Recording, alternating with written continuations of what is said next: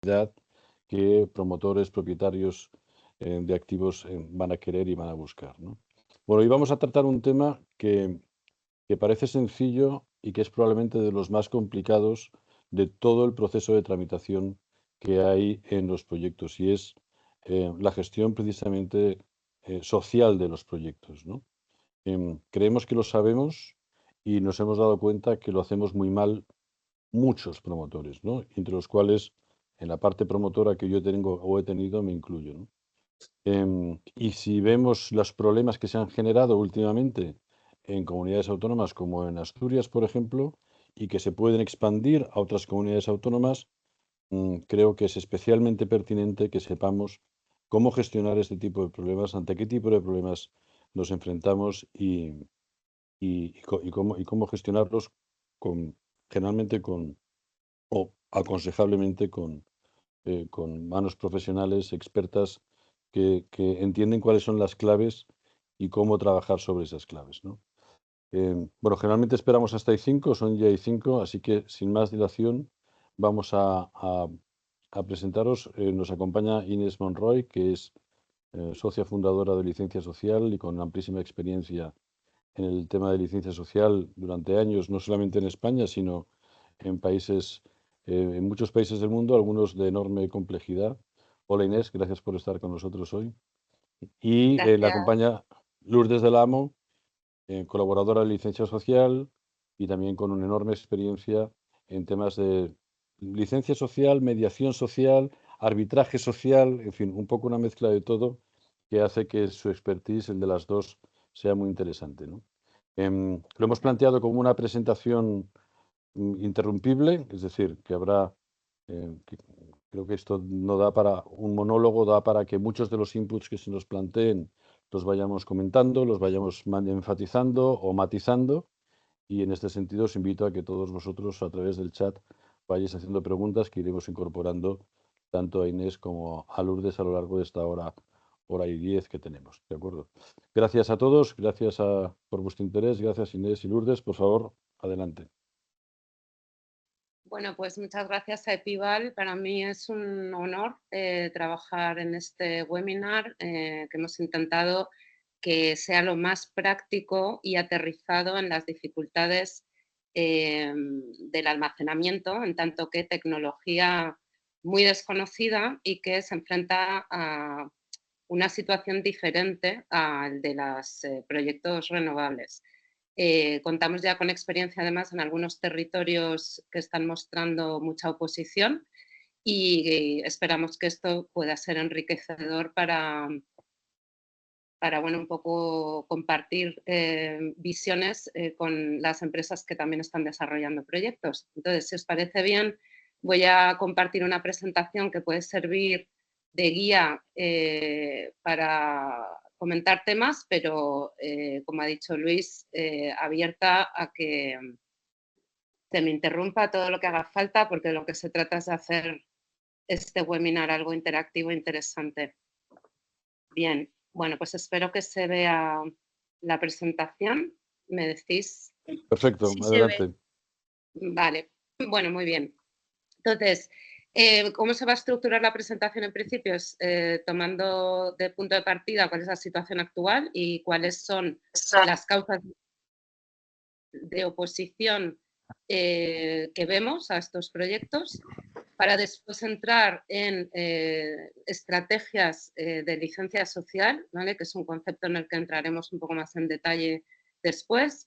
Y como una de las patas de la licencia social está el prevenir conflictos, el gestionarlos si ocurren y obviamente resolverlos. Y para eso daré la palabra a Lourdes para que se haga cargo de esa parte en tanto que experta de este asunto, que conoce bien las herramientas de una forma muy sofisticada.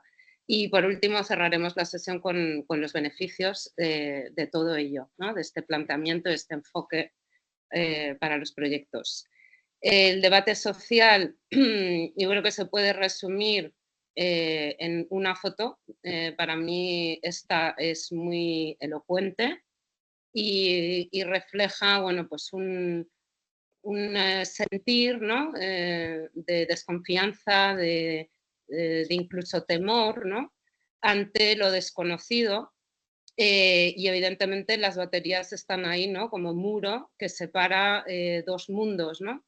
Hay gente incluso que se oculta, en fin, esto yo creo que es interesante tomar las imágenes, ¿no? Como lenguaje no verbal, ¿no? Pero también para sacar conclusiones. Digamos que nos aterriza en algo que a mí me gusta mucho retomar, que son unas palabras de Teresa Rivera, aludiendo a cuáles son las dificultades actuales de la transición energética, que no van tanto dirigidas hacia lo intelectual, lo tecnológico, sino a lo emocional, a incluir, ¿no? a toda la sociedad en este cambio, en esta transformación, y esto evidentemente nos hace notar que hay que cambiar la forma de trabajo, incluir a nuevos profesionales expertos en otras disciplinas y también, digamos, construir nuestras habilidades con esto que llamamos las soft skills, ¿no?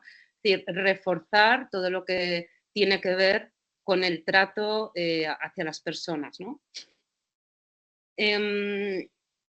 El debate que se plantea viene, yo creo que muy guiado por lo que supone la transición energética, que básicamente afecta pues a todas las esferas de nuestras vidas, ¿no? Es un cambio social de grandes magnitudes, es una revolución, podríamos llamar, y esto hace que pues, se genere una tensión, ¿no? Esta tensión se puede llamar conflicto, normalmente tiene una connotación negativa, la palabra conflicto, pero yo simplemente quisiera ampliar la mirada y ver un conflicto como una oportunidad de transformación, ¿no? Y toda transformación produce incomodidad, es cierto, pero digamos que hay que enfocarse en la zona de creación, ¿no? de generar unas nuevas oportunidades y una nueva forma de plantear los proyectos y plantearnos el cómo queremos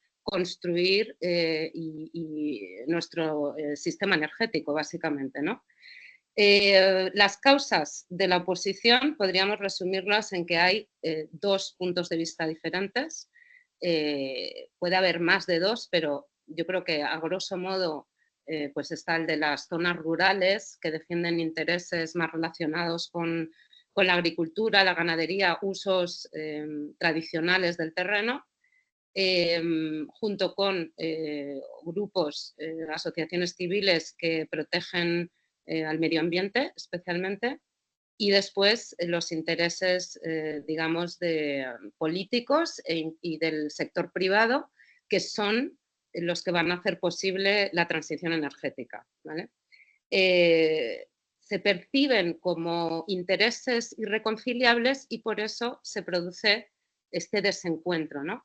Y de lo que se trata es de acercar posiciones para que se vea que son complementarios y por tanto que se pueden conciliar, ¿no?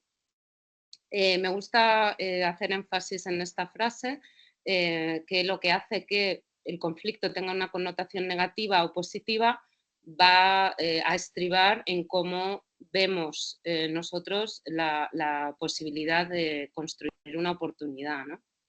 Entonces, la oportunidad, básicamente, en mi opinión, se traduce en construir proyectos mejores, ¿no? Mejorar la naturaleza de los proyectos. Esto finalmente va a redundar en beneficios para la sociedad en su conjunto, porque los proyectos pueden responder a preocupaciones reales de la población y atender a necesidades reales que tienen las comunidades y por lo tanto se va a generar un mayor impacto positivo y finalmente los proyectos van a ser más sostenibles, cosa que nos beneficia a todos. Por otro lado, esto estimula a que se produzcan innovaciones tecnológicas también para que la tecnología pues, tenga menos efectos e impactos, ocupe menos espacio, etcétera.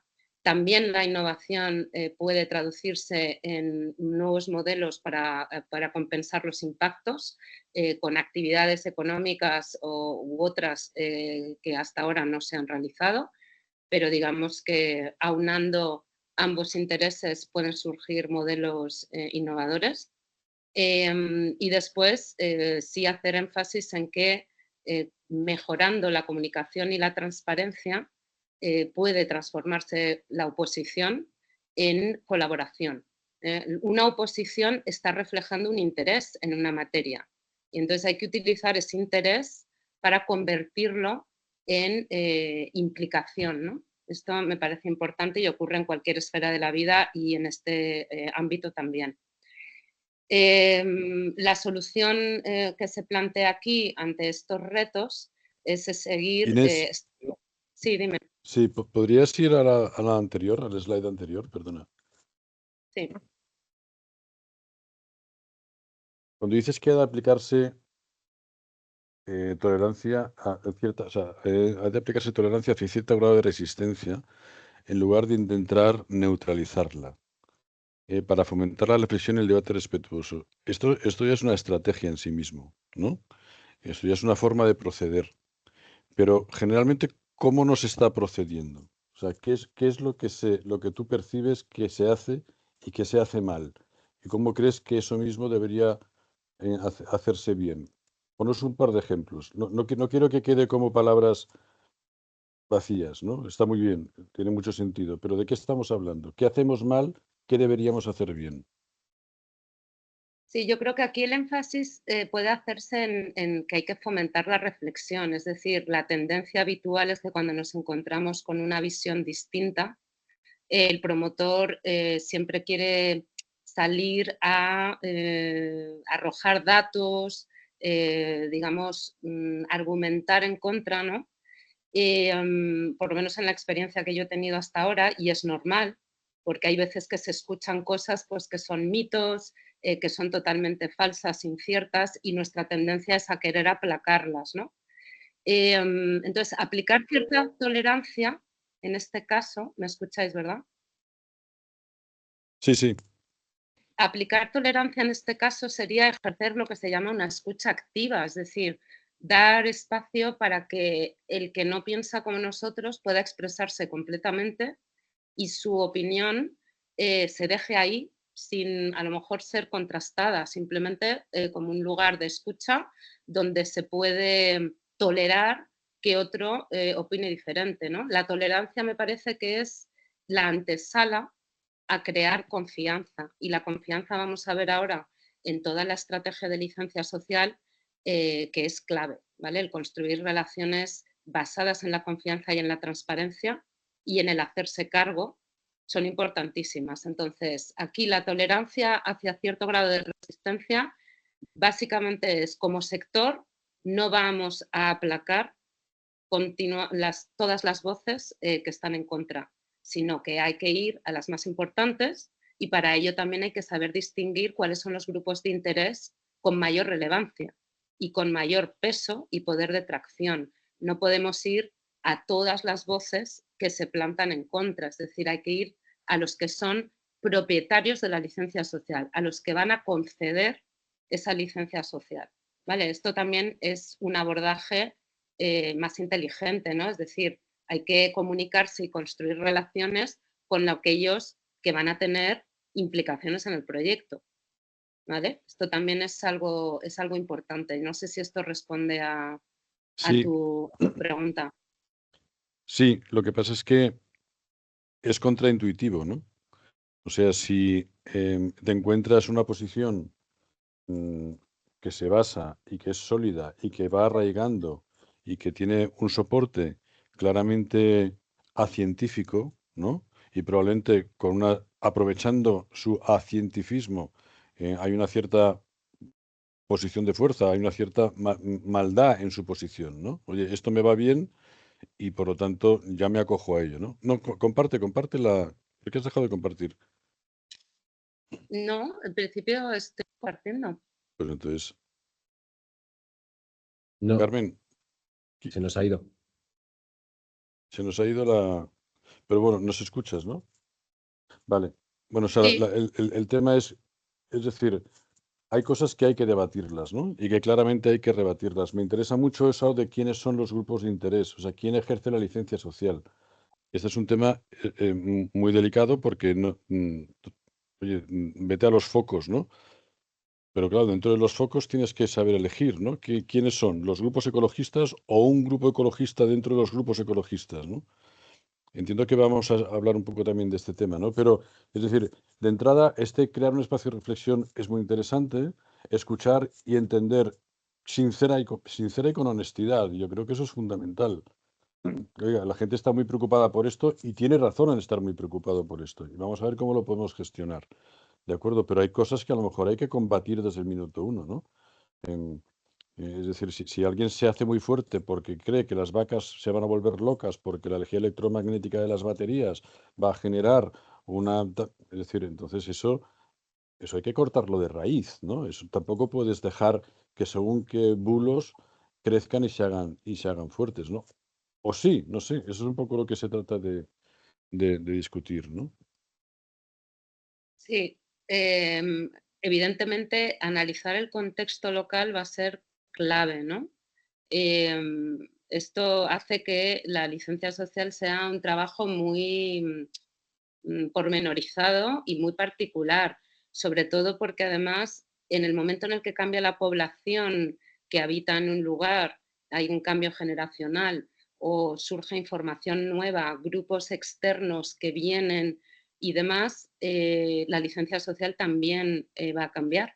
Entonces, digamos que esto lo que nos invita es a estar continuamente vigilantes, de la misma forma que una relación humana se construye con un intercambio continuado, pues lo mismo va a ocurrir aquí. Es decir, esto ni se improvisa, no se crea de un día para otro y tampoco es algo de lo que me pueda desentender una vez que tengo la licencia de construcción.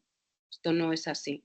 Aquí se genera una relación que va a subsistir durante décadas y donde van a ocurrir cosas. Y esas cosas podré hacer frente a ellas mejor si ya tengo lograda la confianza de algunos grupos de interés clave que van a permanecer a lo largo del tiempo. Entonces, como bien decías, conocer el contexto local fundamental, pero no solamente en datos tipo demografía, actividades económicas, no, hay que conocer cuál es la identidad de ese territorio, cuáles son los valores, cómo es la gente y para eso hay que ganarse la confianza de las personas, comunicarse bien, que no, comunicarse no es simplemente hablar, es poder estar con el que piensa diferente a mí e interesarse genuinamente por cuáles son sus costumbres y cómo proyecta sus necesidades a futuro. Entonces, ahí sí que puede empezar a surgir conclusiones acerca de quiénes son los grupos de interés relevantes.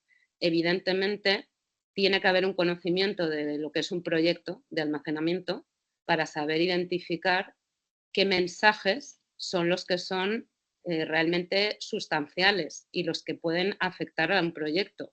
Va a haber otros mensajes que por muy sonoros que sean, no van a tener una trascendencia muy grave en el devenir del proyecto. Entonces, para crear ese mapa de grupos de interés es muy relevante conocer en qué consiste un proyecto y ese es precisamente el valor de los que analizamos esas cuestiones, ¿no? Que tenemos algún conocimiento en este asunto. Perdona, Eh, tú sí. siempre dices que esa primera persona mensajera tiene que ser una persona extremadamente cualificada y que probablemente nosotros mandamos a personas muy poco cualificadas en esta capacidad de empatía social. ¿Tú crees que eso es correcto o no? Bueno, yo lo que creo es que no es fácil comunicarse con el que piensa diferente a mí. No es fácil. Entonces, digamos que eso sería el estándar, ¿no? O sea, es decir, ese sería lo que somos todos los seres humanos, no que seamos sin tener necesariamente una ineptitud en especial, ¿no? Pero evidentemente poder comunicarte con los que viven en otro entorno diferente, tienen intereses distintos, hábitos, y están en oposición a mi interés, pues no es una tarea sencilla. Entonces, ahí hay que hacer un upgrade, vamos a decirlo, de las cualidades que tiene el personal que trabaja en las empresas, y tendrá que formarse de la misma manera que se forma en otras cosas, ¿no? Que pueden ser programas de software, nuevas herramientas y demás, pues tendrá que formarse en este tipo de materias, ¿no? De relación con los otros, de comunicación no violenta, de escucha activa, de asertividad, etc.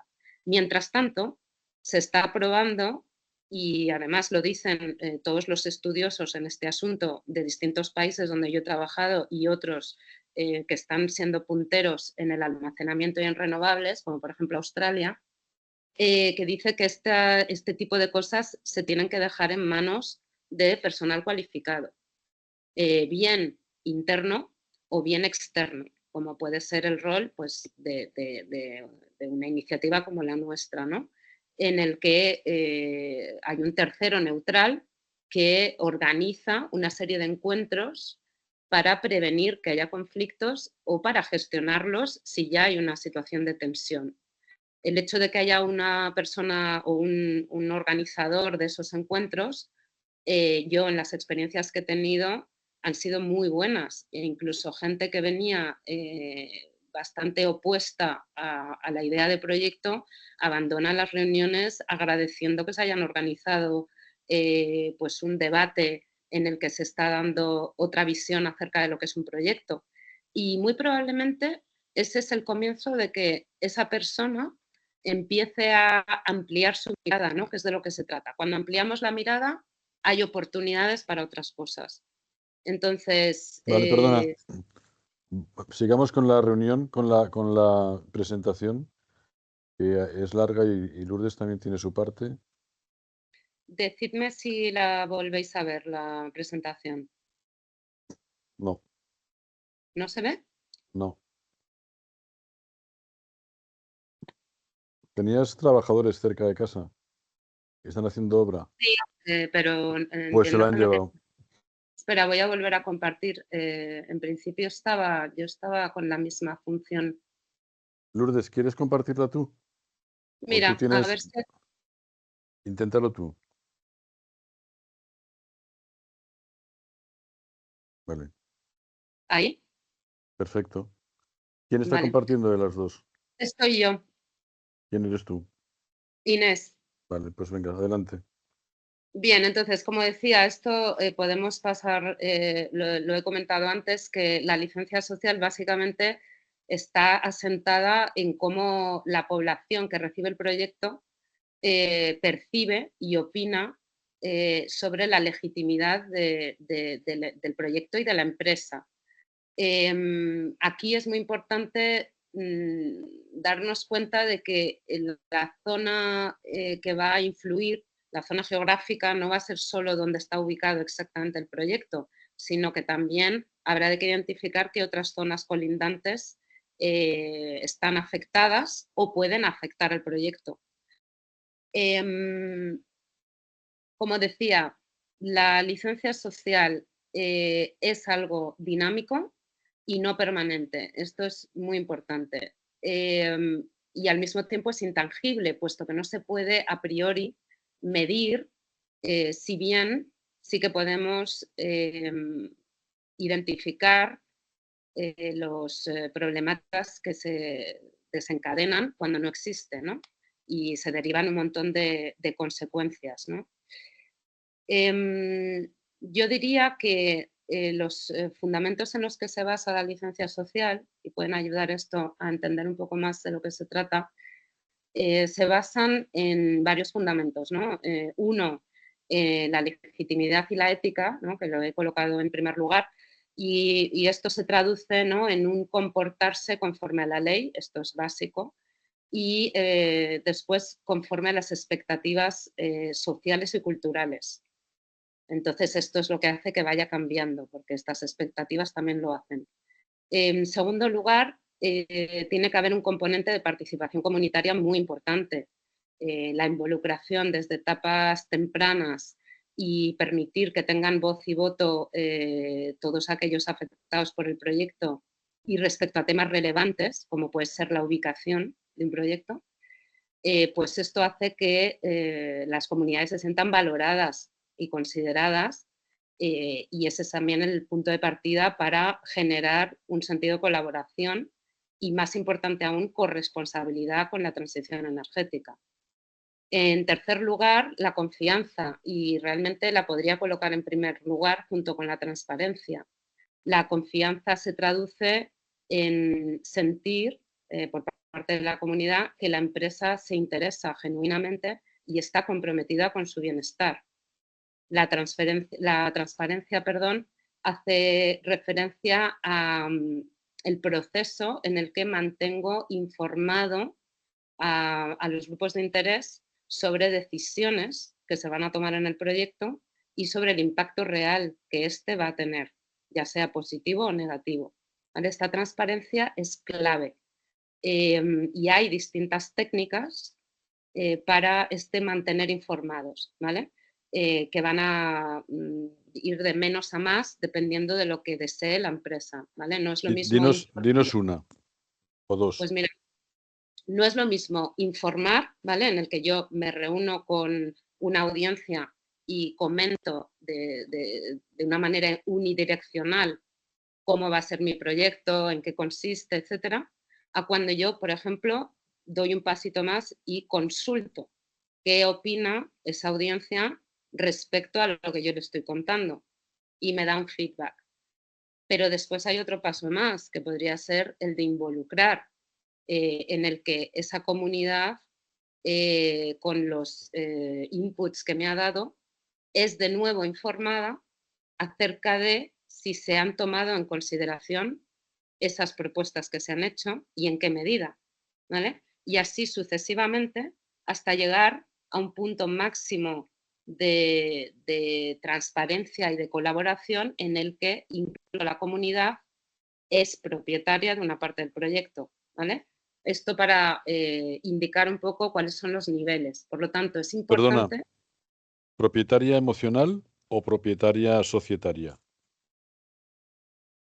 Pues pueden ser ambas, es decir, hay que identificar eso. Por ejemplo, puede haber un representante, ¿vale?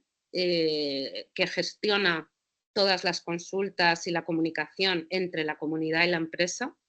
Este representante puede ser alguien denominado por la empresa y ser un empleado propio, o puede ser alguien que está en la comunidad. Esa sería una forma de trasladar esta copropiedad a la comunidad, en el sentido de que el máximo responsable de articular todas las interacciones va a ser alguien de la comunidad, ¿vale? Esto es un nivel de involucración alto, ¿vale?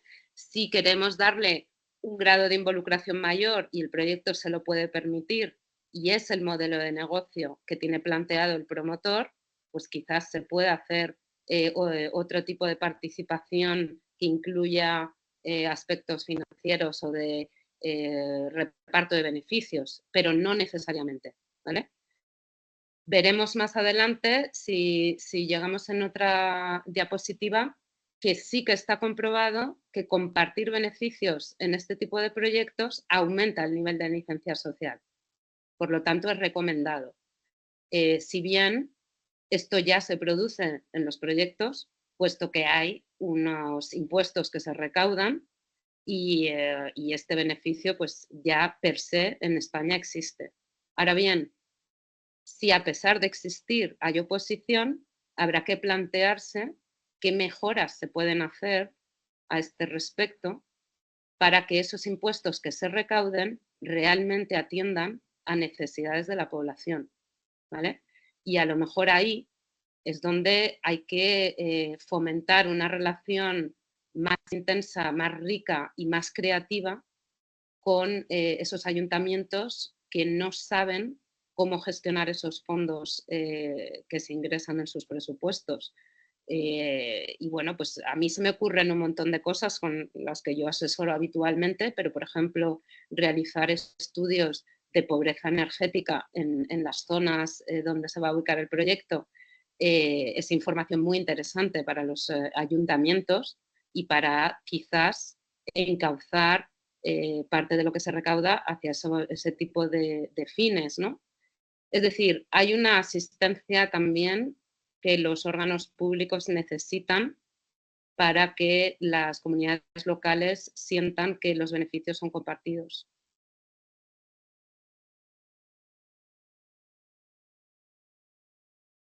Bien, otro de los fundamentos en los que se basa la licencia social es la flexibilidad y la respuesta a la retroalimentación. Esto es hacerse cargo de todas las interacciones que hay con la comunidad, todas las quejas, todas las preguntas, etcétera, puesto que esto, digamos que es un reflejo del respeto mutuo que hay y también respecto al interés real de implementar mejoras en el proyecto que vayan a ir en beneficio de todos.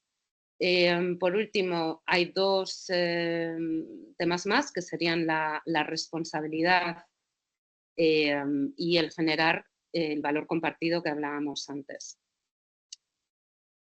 Para ir más al terreno de cómo se logra y mantiene esta licencia social, digamos que se puede resumir en 3 puntos que se han comprobado efectivos en otros sectores de la economía que impactan fuertemente a las comunidades locales y en otros países que llevan operando muchas décadas en entornos de cooperación y desarrollo, donde es muy importante identificar cuál es el valor que deja un proyecto en el ámbito social.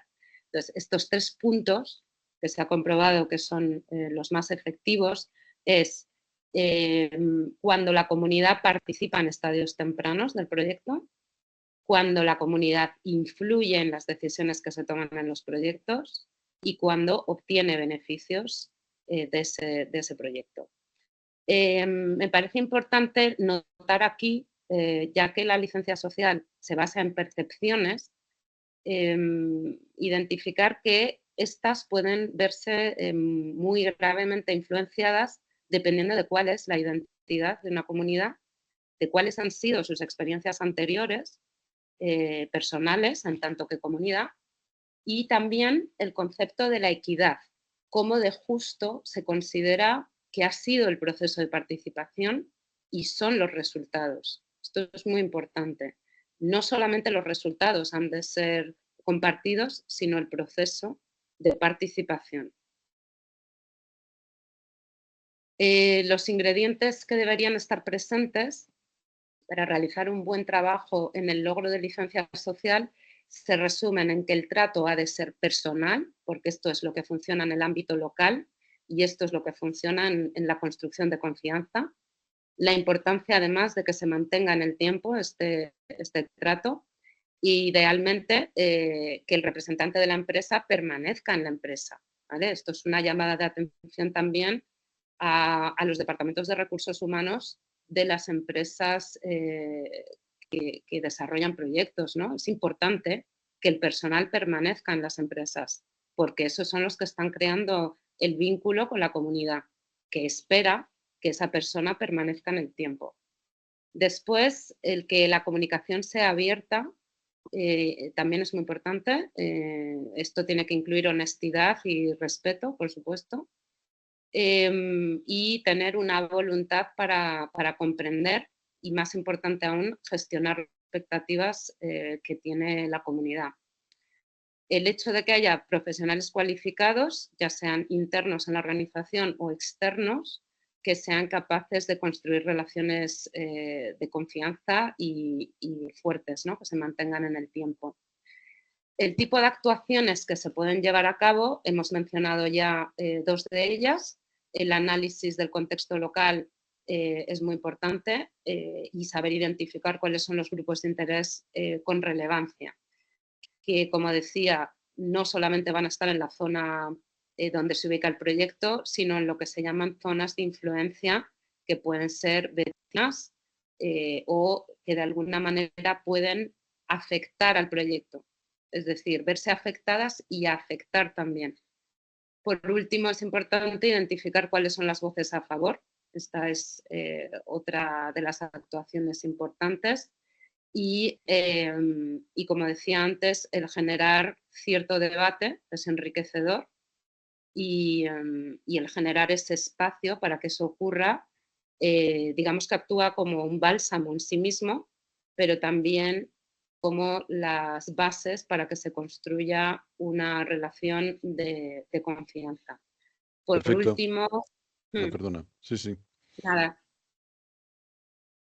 voy a terminar ya en mi parte, pero si quieres hacer alguna pregunta, Luis. No, lo que pasa es que pasa el tiempo y que me interesa mucho que Lourdes tome la palabra para ver los temas de gestión de los conflictos y luego volvemos, si te parece, a la parte de beneficios. ¿Ok? Genial, porque sí, perfecto. Lourdes, si quieres compartir el resto de la presentación y así controlas tú mejor el cómo pasas las slides.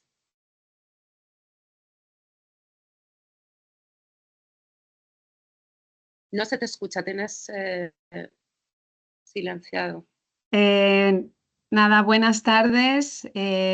Muchas gracias, Luis Pival, bueno, pues por invitarnos a este webinar.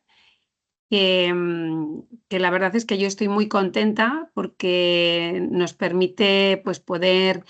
no sé si se ve la presentación, perdón que interrumpa. ¿Sí? Se ve, sí. Bueno, la que no la veo soy yo, pero bueno. Pues sí que empezamos bien. Empezamos fenomenal, sí. Pues escucha una cosa, Inés, comparte, si es la misma presentación, que la comparte Inés y que te vaya indicando cuándo pasarla. A ver, vamos ahora, ya ahora está. Perfecto. Ya No, lo tengo. sí, pero ahora no la vemos nosotros.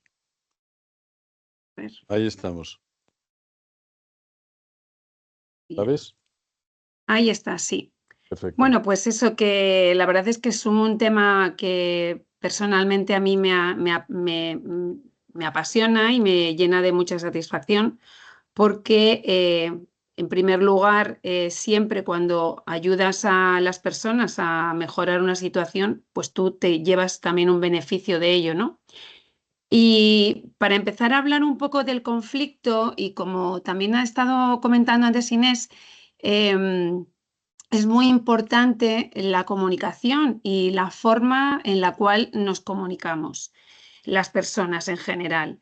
Nos comunicamos, todos nos comunicamos y recibimos los mensajes a través de un sistema que tenemos creado desde nuestro nacimiento hasta el momento actual, de creencias y valores personales.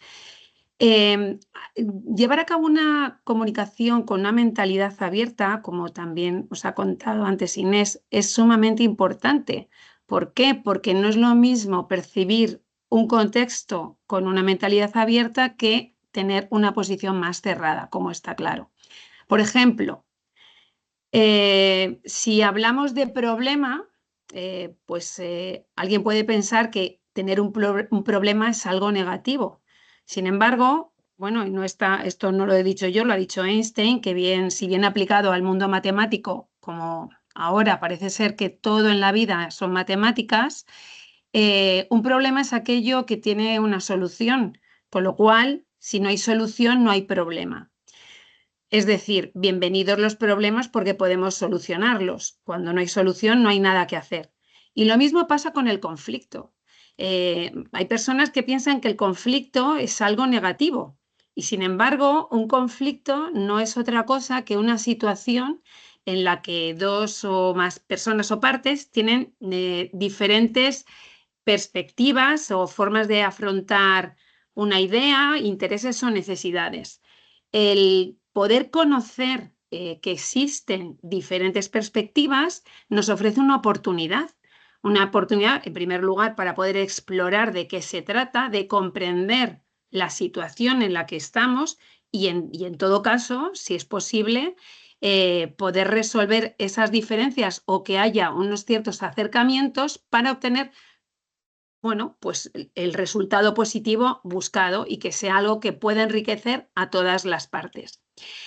El conflicto en sí ha sido analizado y estudiado por, bueno, pues desde hace ya muchísimos años por varios expertos y tiene una vida propia. Esta vida que se llama, en la diapositiva veis que pone ciclo de vida del proyecto y que el conflicto también tiene una escalada, ¿no? O sea, no es lo mismo tener un conflicto en un estadio o un posicionamiento de una de las partes en la fase, digamos, en el primer peldaño del conflicto, que es cuando hay un cierto desacuerdo, que dejar que esa situación vaya escalando, escalando, escalando hasta llegar a la hostilidad, incluso a la polarización, donde en esos estadios donde el conflicto ha llegado a su máxima escalada, pues es más difícil actuar, pero no imposible, ¿eh? Bien, en este momento, cuando ya tenemos claro que existe un conflicto, pues vamos a gestionarlo. ¿Qué es gestionar un conflicto? Pues es utilizar unas determinadas herramientas de negociación y de comunicación que sirven para, sobre todo, para evitar la escalada máxima del conflicto, que en este caso sería la judicialización. Pero incluso, ya os digo que en los casos de judicialización, incluso también se podría intervenir en la solución del conflicto utilizando también métodos de negociación.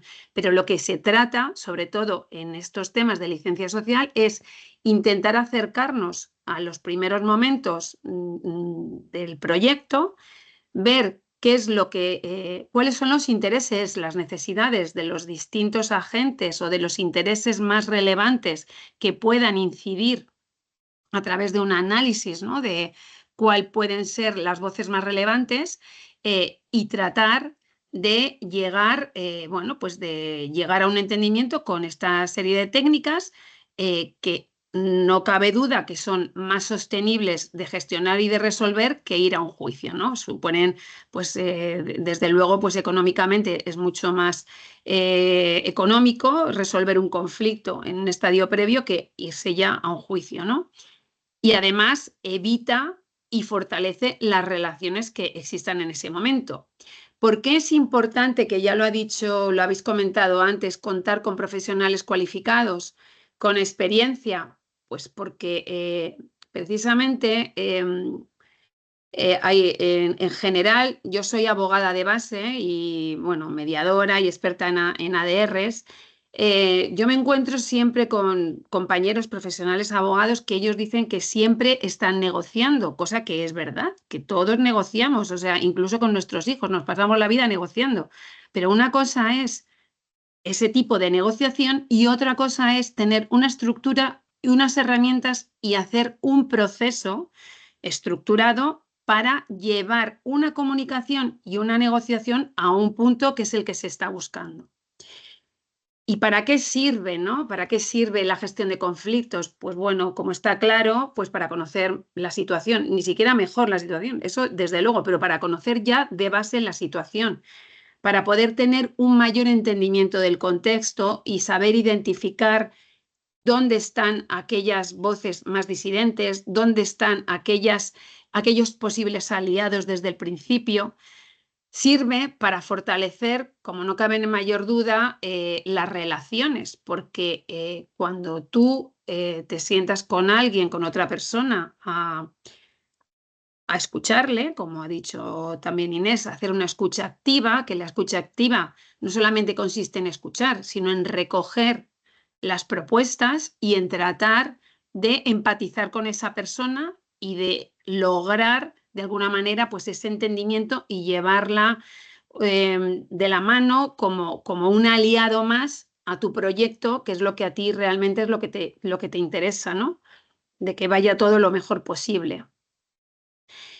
¿Qué herramientas nosotras utilizamos en licencia social? Hay muchas, pero para nosotras consideramos que las herramientas más idóneas para abordar la gestión de conflictos son básicamente dos. En primer lugar, en las primeras fases, si estuviéramos ante las primeras fases donde el conflicto todavía no ha escalado demasiado, está en una fase temprana, se utilizarían herramientas de negociación colaborativa que están basadas en un ADR que se llama derecho colaborativo.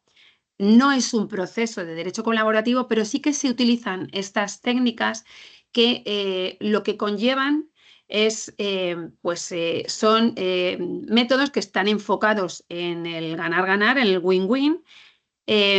Las partes, se busca una cooperación entre las partes en la búsqueda de beneficios mutuos, y lo que es muy importante, siempre es importante en toda comunicación y negociación colaborativa, es la transparencia, porque la transparencia precisamente es lo que genera esa construcción de confianza, que es lo que va a hacer que las partes que están en el camino, todos aquellos intereses, voces que estén en el camino, pues vayan de la mano apoyando por detrás el proyecto que queremos llevar adelante. Y la Lourdes, segunda herramienta, sí, perdona. sí, no, es que no quisiera que fuera una repetición lo que dices tú de lo que dice Inés. No hay Sí. determinados matices, pero estamos un poco en lo mismo. Mm. A ver, vosotros sabéis cuál es el problema que tenemos en Asturias, por ejemplo, ¿no? Sí, sí. ¿Vale? Baterías ¿no? Esa Mm, foto es muy elocuente, ¿no? ¿En qué ujú. punto estamos del conflicto y qué cosas se tienen que hacer a nivel colectivo, o sea, de una asociación a no sé quién, y a nivel promotor? Vamos a intentar aterrizar un poquito, porque está muy bien los conceptos de confianza, pero es que quizás ya es tarde para todo, o no Claro, es tarde porque para todo. en Asturias el conflicto ya está muy escalado, si no estoy bien, Es para las ¿no? dos la pregunta, ¿eh? Es decir, en Ah, Asturias el conflicto está tan escalado Sí. A que, ver, que- que ya dudamos sabes, que sea, Luis. que sea resoluble porque ha escalado a nivel político y los ah. políticos que es una de las preguntas que yo os querría hacer, es decir, ¿cómo ayuda a resolver los problemas el hecho de que haya mucha menor indefinición política? O sea, si tú tienes una claridad legislativa que no va acompañada de una licencia social, tienes un problema social, pero no legislativo. Es decir, al final te darán la licencia con todo el pueblo en contra, pero te la darán porque no te la pueden negar porque es ley que te la den, ¿de acuerdo? Mm, ¿Será mejor ujú. o peor? Tendrás manifestaciones en la puerta el día que vayan las máquinas, no sé qué, que eso hay que gestionarlo, ¿comprendes? Cuando Claro. encima hay una indefinición, claro, los políticos dicen, oye, aquí pie en pared, no pase nadie, porque a mí lo que no puedo hacer es que cada día tener en mi dirección general a 50 tíos con pancartas insultándome, ¿no? Claro. Entonces, lo que quiero saber es cómo estamos o sea, ¿qué le aconsejaríamos, grosso modo, a un promotor a, y a nosotros como agente, ¿no? ¿Qué se puede hacer? ¿Cómo se puede trabajar? ¿Es tarde, no es tarde? Me interesa Nunca es mucho vuestro... tarde. Incluso cuando ya está judicializado, a lo largo de la geografía española hay convenios con el Consejo General del Poder Judicial, a la que están la mayoría de los juzgados y tribunales superiores adscritos, a través de convenios por los que se crean una serie de protocolos precisamente para hacer mediación intrajudicial. O sea, incluso ya judicializado el tema, también podías acudir a un proceso de mediación que, desde luego, que para las partes es una ventaja el poder negociar con un tercero neutral y no llevar a cabo una negociación confrontativa, porque la mediación, lo que hace el mediador es facilitar el diálogo y ayudar a que las partes, a través de las argumentaciones que cuentan, puedan desarrollar de manera constructiva propuestas que sirvan para un entendimiento. En esta fase en la que se encuentra ahora precisamente, bueno, Asturias, que es una fase donde el conflicto ha tenido una escalada muy alta, es más difícil intervenir.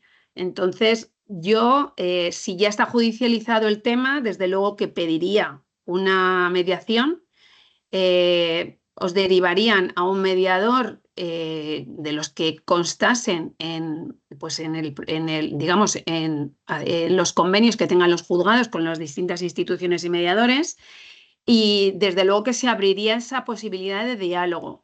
Y mi experiencia en mediación es que incluso en aquellas situaciones en las que se ha iniciado una mediación y no se ha resuelto, no porque no se ha llegado a un acuerdo, después, finalizada la mediación, se ha abierto esa posibilidad de diálogo y las partes han llegado a un acuerdo después. Y además esto lo respaldan también unas estadísticas que tiene publicadas el Ministerio de Justicia en mediaciones intrajudiciales en las que se ha llegado a la conclusión de que más o menos aproximadamente un 76% de los procedimientos de mediación intrajudiciales llegan a un acuerdo. Y de ese 24%, el 10%, las partes que no han llegado a un acuerdo, llegan a un acuerdo fuera. Es decir, tiene efectos el hecho de poder sentarte, de hablar y a negociar tu conflicto, a bajar, porque ya te baja el hecho de entrar Pero en un Lourdes, procedimiento de mediación. yo tengo una posición de fuerza o tengo una mejor posición negociadora si soy yo, como promotor, el que demanda a la administración, o demanda a una alcaldía, o demanda a una consejería. Si soy yo el que actúo, ¿tengo una mejor posición o una peor posición? A ver, eso ya es una estrategia empresarial, porque la mediación lo que trata es de equilibrar a las partes que están en la mediación. O sea, precisamente uno de los principios básicos de la mediación y que por eso funciona es que las partes, o sea, el mediador tiene que conseguir un equilibrio. O sea, muchas veces yo soy mediadora intrajudicial contencioso administrativa, donde las administraciones públicas obviamente tienen un poder, pues están posicionadas mucho mejor, tienen un poder de supremacía frente a un ciudadano que puede ser una empresa, porque claro, ellos son la administración pública. Y lo que se hace es, en la mesa de mediación se equilibran las partes, ¿vale? Porque si no, no se puede, claro, es lo que yo diga. Pero bueno, en todo caso, licencia social no es mediación judicial, no tiene nada que ver. Es una parte No, y puede llegar a ser una parte importante cuando la cosa ha llegado ya. No sé si Inés quería Luis, aportar algo. ¿se me escucha? Perfectamente. Vale. Bueno, me preguntabas dos cosas. ¿Qué se puede hacer en tanto que asociación en la situación de Asturias y qué se puede hacer en tanto que promotor de forma individual o colectiva? Entonces, yo veo tres patas. Ya sabes que hay una que la hemos comentado, en el que, bueno, Aipival tiene una posición muy clara respecto a el amparo que tiene en la ley su pretensión con respecto a los proyectos de almacenamiento, ¿vale? En cuanto a la ordenación del territorio que se pretende y demás.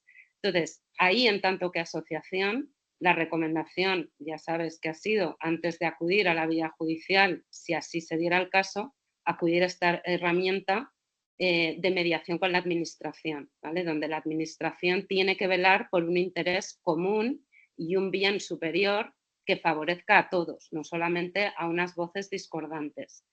En este sentido, Luis, comentabas justo antes que la licencia administrativa es algo basado en la ley y que se tiene que conceder sí o sí.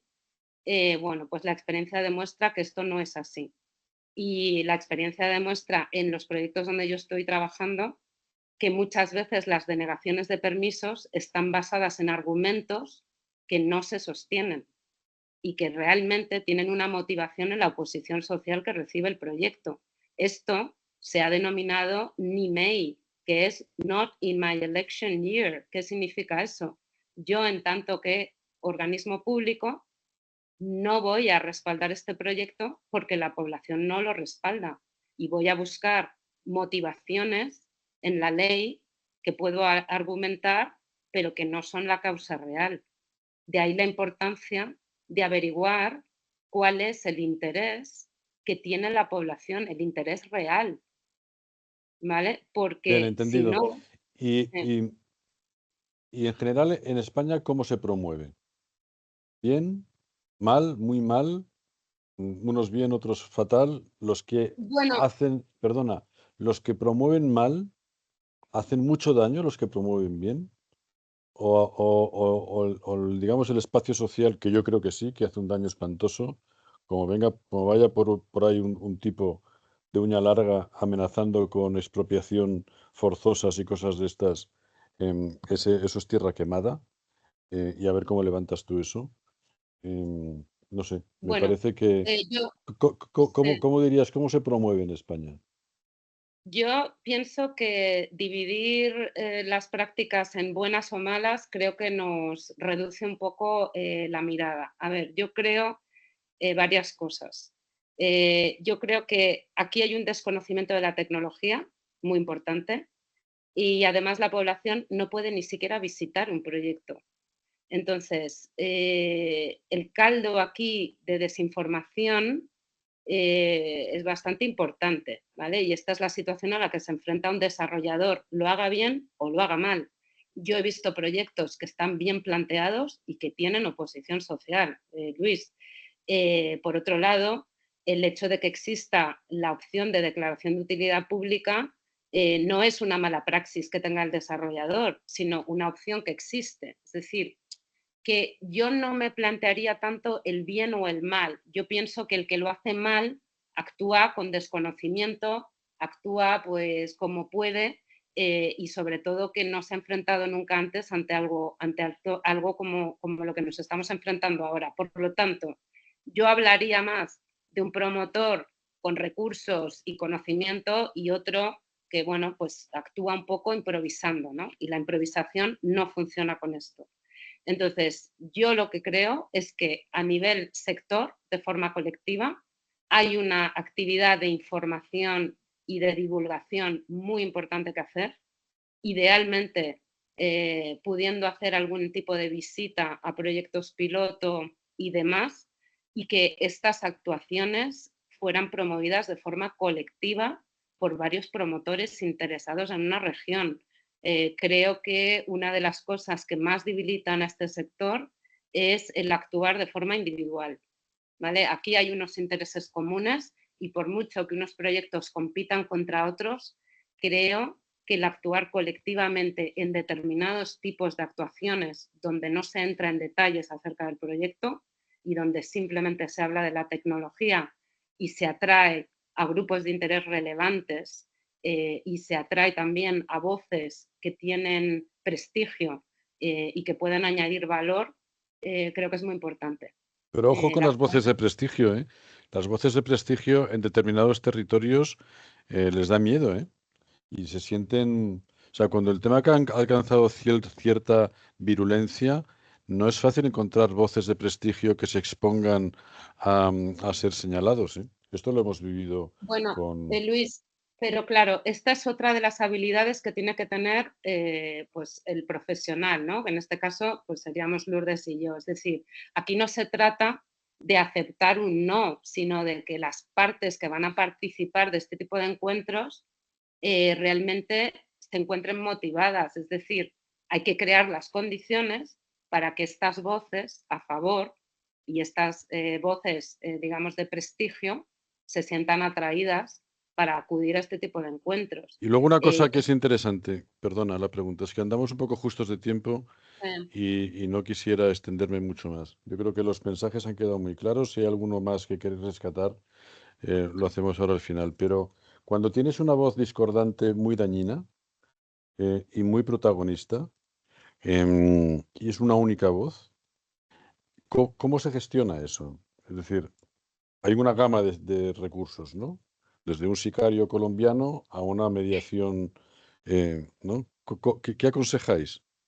a ver, yo en el caso asturiano, porque no puedo evitar el retrotraerme a experiencias que he tenido ahí y incluso que he asistido a concentraciones, manifestaciones y demás, yo te digo, la escucha y el dar la opción a que la persona cuente su relato, ¿vale?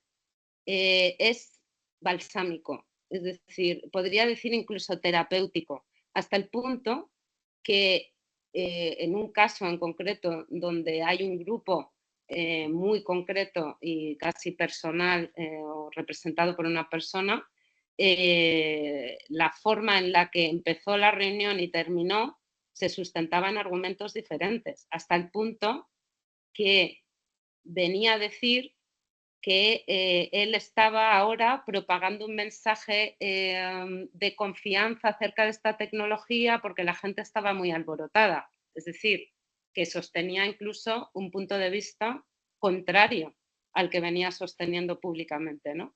Entonces, creo que el generar este espacio de encuentro, de respeto, de escucha activa y de, digamos, recoger los mensajes que no nos gustan, es clave. Ahora bien, Luis, como bien indicabas, hay gente que no quiere acudir como voz de referencia a este tipo de encuentros. Pues mi experiencia es que no quieren acudir cuando es un solo promotor el que organiza el encuentro. Si son varios promotores y también hay algún organismo público, es muy difícil que esa voz de prestigio, que puede ser alguien, un académico, un investigador, etcétera, es muy difícil que renuncien.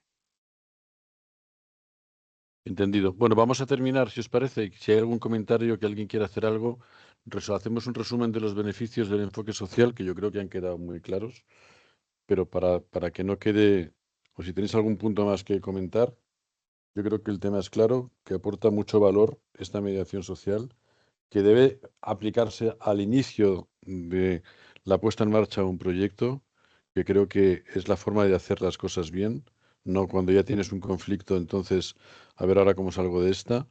Y bueno, y que creo que no sé si sabemos desarrollar bien, que creo que sería lo suyo, ¿no?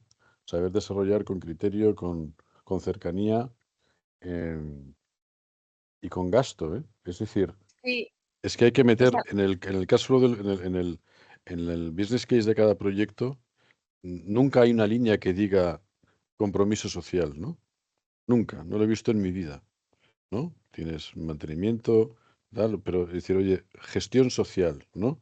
¿Cuánto vamos a dejar en el pueblo o en el entorno haciendo esto, ¿no? Esto es, sí, nos limitamos a las medidas compensatorias, pero generalmente son temas medioambientales, pero social, desde el inicio, no lo ves cuando ya estás condicionado a, oye, pues al final vamos a hacer una piscina, ¿no? Por poner un ejemplo, ¿no? Así que, oye, no, Luis, me parece muy importante lo que estás diciendo, es decir, los aspectos sociales o lo que se llama riesgo social no se incluyen en la matriz de riesgos habitualmente, de ahí que se haya diseñado por nuestra parte una herramienta nueva que es la due diligence social, justamente para esto. Creo que el riesgo no solamente se tiene que atajar desde el crear un presupuesto para este tipo de cosas, porque no se trata de un sobrecoste necesariamente, sino de cambiar la forma de trabajo. Y por último, me gustaría hacer mención a lo que tú comentabas de riesgo político o de riesgo de someter los proyectos al devenir político. Cuando haces un buen trabajo de licencia social, esta mejora de la reputación que alcanza tu proyecto le coloca en una situación preferencial donde se evita justamente el riesgo político. En otros sectores de la economía y en otros proyectos energéticos, la población se identifica psicológicamente con los proyectos. Esto es posible. En la energía nuclear, por ejemplo, hay una identificación con los beneficios que tiene el proyecto y con la bienvenida que se le da. Entonces, a esto no posteriori, ¿eh? significa... Sí, Ojo, pero esto es no que no es lo significa que mismo, se ¿eh? pueda hacer. A priori era un Cristo de muy señor mío, pero luego cuando se ve que todo el entorno sale muy enriquecido, con una central nuclear ahí, que cualquier día salimos todos volando, ¿no? Pero bueno, si obviamos ese pequeño detalle, todo lo que genera es visualmente muy bueno para el pueblo, ¿no? He ido muchas veces a Cofrentes, por ejemplo, y es un espectáculo, claro, es que a aquel pueblo solo les falta que las calles estén de mármol, ¿no? Porque es que tiene todo, tiene recursos para aburrir. por los impuestos que paga Cofrentes, pero tiene una central nuclear al lado, ¿eh? Y por lo tanto, a posteriori es fácil ver el beneficio social y la gente está muy contenta. O en la alcaldesa de La Muela, que llevaba a todo el pueblo al Caribe de vacaciones, ¿no? Claro, con lo que pagaban los parques eólicos de La Muela, ¿no? Pero, Luis, no estoy de Ya. acuerdo en esto. No creo que todo tenga que ver con el impacto económico en ese compartir beneficios. Yo creo que el trabajo que se ha hecho para ese tipo de plantas energéticas es un trabajo de licencia social el que se ha hecho, Luis. Totalmente de Porque te acuerdo, pero diré, que no es lo mismo a priori que a posteriori. O sea, aquí lo que tiene mucho valor es hacer un buen trabajo de licencia social a priori, antes de que se construya el proyecto. Porque después, cuando ves que hay eso, es un maná que genera muchos ingresos a una comunidad, la licencia social, digamos que ya todo el mundo como que se ha olvidado. Primero, que ya no puedes luchar porque ya el monstruo está ahí construido, y en segundo lugar, encima, te está dejando unos ingresos a la comunidad, con lo cual a posteriori es más fácil aliviar, ¿no?, la tensión. Lo difícil es hacerlo antes. Lo difícil es que un proyecto se llegue a construir. Creo yo, ¿eh? Yo he visto casos, Luis, recuerda que un proyecto renovable y de almacenamiento se desmantela en 0, no es lo mismo que una central nuclear, que tardas décadas en construir. Yo no veo ningún problema desmantelar una planta cuando hay oposición después de que es construida. De hecho, hay casos en Latinoamérica donde hay infraestructuras, por ejemplo, de minería, que después de años en operación, con revueltas sociales, el inversor ha tenido que abandonar el país y, por supuesto, su inversión y su planta. Es decir, tenemos casos donde a posteriori también ocurren cosas.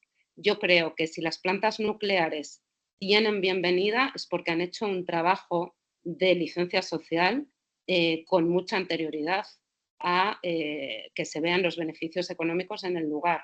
Te diré que además hay ocasiones en el trabajo que yo estoy haciendo para proyectos renovables donde no se ve con buenos ojos solamente hablar de compartir beneficios económicos, porque genera la impresión de que se quiere comprar algo que vale más.